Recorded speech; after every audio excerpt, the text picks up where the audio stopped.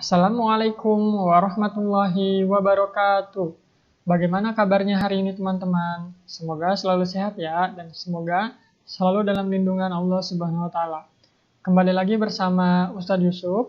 Hari ini kita akan belajar materi pendidikan agama Islam dan budi pekerti di tema 5, wirausaha, dan subtema 2, wirausaha di sekitarku. Sebelum kita mulai pembelajaran, kita berdoa dulu yuk. Sikap berdoa. Tangannya diangkat, kepalanya ditundukkan. Bismillahirrahmanirrahim. Rabbi jidni ilman warzuqni fahman. Amin. Oke. Teman-teman, sebelum memulai pembelajaran, saya menginformasikan kembali bahwa pastikan teman-teman fokus mendengarkan dan menonton video pembelajaran hari ini, dan pastikan menonton hingga tuntas. Allah Subhanahu wa Ta'ala berfirman dalam Al-Quran surat An-Nisa ayat 29 yang artinya, hai orang-orang yang beriman, janganlah kamu saling memakan harta sesamamu dengan jalan yang batil, kecuali dengan jalan perniagaan yang berlaku dengan suka sama suka di antara kamu. Dan janganlah kamu membunuh dirimu, sesungguhnya Allah adalah Maha Penyayang kepadamu. Kemudian Rasulullah SAW juga bersabda dalam satu hadis yang berbunyi, sesungguhnya Allah Subhanahu wa Ta'ala mencintai seorang mukmin yang giat bekerja. Hadis ini diriwayatkan oleh Tabrani. Setiap manusia yang hidup di dunia ini pasti akan melakukan sebuah usaha. Usaha adalah kegiatan yang dilakukan oleh manusia untuk mendapatkan penghasilan berupa uang atau barang yang diperlukan untuk memenuhi kebutuhan sehari-hari dan mencapai kemakmuran hidup. Adapun materi yang akan kita bahas hari ini, yang akan teman-teman pelajari hari ini, yaitu mengenai kepemimpinan sahabat Rasulullah SAW. Sebagaimana kita ketahui, bahwa diantaranya yaitu ada Abu Bakar Siddiq, kemudian Utsman bin Affan, Umar bin Khattab, dan Ali bin Abi Thalib. Pertama kita akan bahas kepemimpinan Abu Bakar Siddiq dulu. Abu Bakar adalah khalifah pertama setelah Nabi Muhammad SAW wafat. Beliau dilahirkan pada tahun 571 Masehi. Nama lengkap beliau adalah Abdullah bin Abi Quhafah At-Taimi. Gelar Abu Bakar ini diberikan oleh Nabi Muhammad SAW karena ia adalah paling cepat masuk Islam. Jadi yang pertama masuk Islam. Lalu, gelar Asy-Syiddiq diberikan karena ia selalu membenarkan Nabi Muhammad SAW dalam berbagai peristiwa, terutama membenarkan peristiwa Isra wal Mi'raj. Abu Bakar memimpin dari tahun 632 Masehi sampai dengan 634 Masehi. Abu Bakar senantiasa meneladani perilaku Nabi Muhammad SAW dalam menentukan keputusan. Beliau selalu mengajak para sahabat untuk bermusyawarah. Beliau sangat memperhatikan rakyatnya, dan beliau selalu membantu rakyat yang kekurangan. Pernah suatu ketika datang kepadanya seorang wanita kampung bernama Unaisir dan berkata, hai Abu Bakar, apakah engkau masih dapat menolong kami memerah susu kambing seperti sebelum menjadi khalifah? Jadi sebelum menjadi khalifah itu, Abu Bakar itu sering memerah susu kambing. Jawab Abu Bakar, insya Allah aku akan tetap bersedia menolong kamu.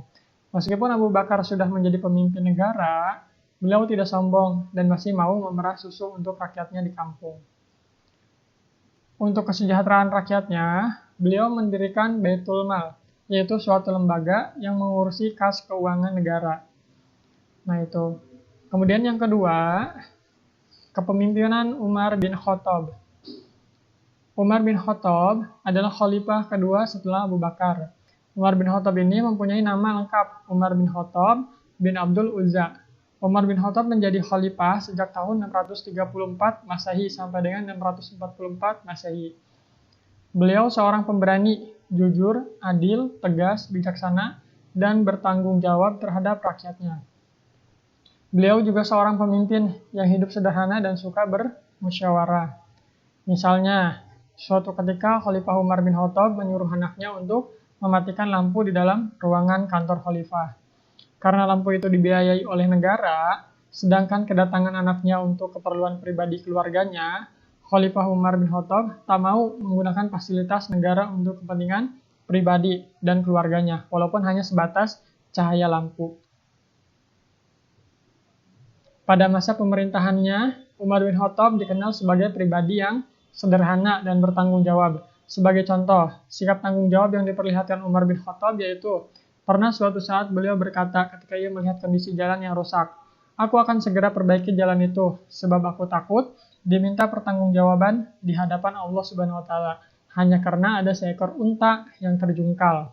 Masih banyak lagi perilaku teladan yang patut kita contoh dari pribadi Khalifah Umar bin Khattab ini. Dan yang ketiga, kepemimpinan Utsman bin Affan. Khalifah Utsman bin Affan memerintah selama 12 tahun, atau dari tahun 644 sampai dengan 656 Masehi. Beliau dikenal sebagai orang kaya dan dermawan. Bukti kedermawanan Utsman bin Affan yaitu pada masa pemerintahan Abu Bakar. Beliau pernah memberikan gandum yang diangkut dengan 1000 unta untuk membantu kaum miskin yang menderita di musim kering. Di masa pemerintahannya, Utsman bin Affan melakukan modifikasi atau menyusun atau membukukan kitab suci Al-Quran karena beliau khawatir akan terjadi perbedaan Al-Quran nantinya. Kemudian beliau membentuk panitia penyusunan Al-Quran yang diketuai oleh Zaid bin Sabit dengan anggotanya Abdullah bin Zubair dan Abdurrahman bin Haris. Panitia tersebut bertugas menyalin ulang ayat-ayat Al-Quran dalam sebuah buku yang disebut Mushaf dan diperbanyak 4 buah eksemplar. 1 buah disimpan di Madinah yang disebut Mushaf Al-Imam atau Mushaf Utsmani. 4 buah lainnya dikirim ke Mekah, Suriah, Basrah, dan Kufah. Di samping itu, beliau juga merenovasi Masjid Nabawi di kota Madinah dengan cara memperluas dan memperindah bentuknya. Dan yang terakhir, kepemimpinan Ali bin Abi Thalib. Ali bin Abi Thalib ini adalah salah seorang Khulafaur Rasyidin yang terakhir.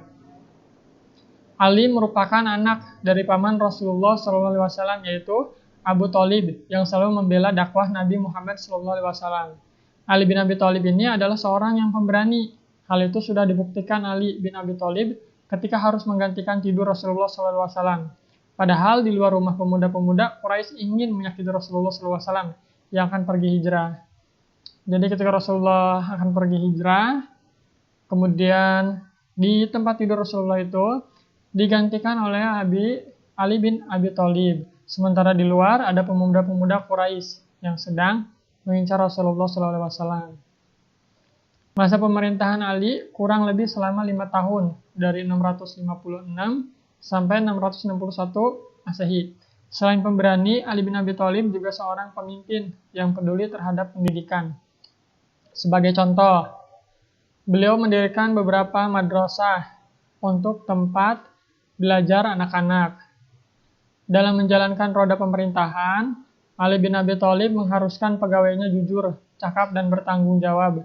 Beliau juga memajukan bidang ilmu bahasa, serta mengembangkan bidang pembangunan, terutama di kota Kufah, sebagai pusat ilmu tafsir, ilmu nahwu, dan ilmu pengetahuan lainnya. Nah, kesimpulan dari materi hari ini, jadi teman-teman, Abu Bakar itu memiliki sifat lemah lembut, sabar, pantang menyerah, berwibawa, dermawan, adil, dan bijaksana, serta suka bermusyawarah. Kemudian Umar bin Khattab memiliki sifat cerdas, tegas, pemberani, berwibawa, sederhana, bijaksana, bermusyawarah, dan sangat mengutamakan rakyat. Utsman bin Affan memiliki sifat santun, sabar, dermawan, adil, sederhana, dan sangat soleh. Dan terakhir Ali bin Abi Thalib memiliki sifat tegas, cerdas, adil, pandai, sabar, dan tabah, suka membela kebenaran, dan sangat pemberani. Nah, hikmah dari materi yang sudah kita pelajari hari ini, mudah-mudahan dapat memotivasi teman-teman agar menjadi manusia terbaik akhir zaman, dengan cara meneladani sifat-sifat yang dimiliki oleh keempat sahabat tadi, terutama sifat-sifat Rasulullah SAW. Nah, untuk proyeknya, bisa teman-teman lihat di sini, ada 5 pertanyaan yang harus teman-teman jawab. Terus kemudian nanti prosedur kerjanya seperti ini teman-teman. Nah, untuk prosedur pengerjaan proyeknya, silahkan teman-teman jawab 5 pertanyaan tadi, kemudian sampaikan jawaban teman-teman tersebut dalam bentuk video dan dikirim ke Classroom. Jadi sama seperti teman-teman recalling lagi. Misalnya ini recalling pembelajaran. Jadi pertanyaan-pertanyaan tadi dijawab secara lisan dalam video, nanti dikirim ke Classroom. Nah, itu teman-teman. Oke, cukup sekian untuk materi hari ini. Jika ada pertanyaan, silahkan tanyakan. Ustadz Yusuf izin pamit. Kita tutup dengan baca hamdalah bersama-sama. Alhamdulillahirabbil alamin. Segala puji bagi Allah Tuhan semesta alam. Wassalamualaikum warahmatullahi wabarakatuh.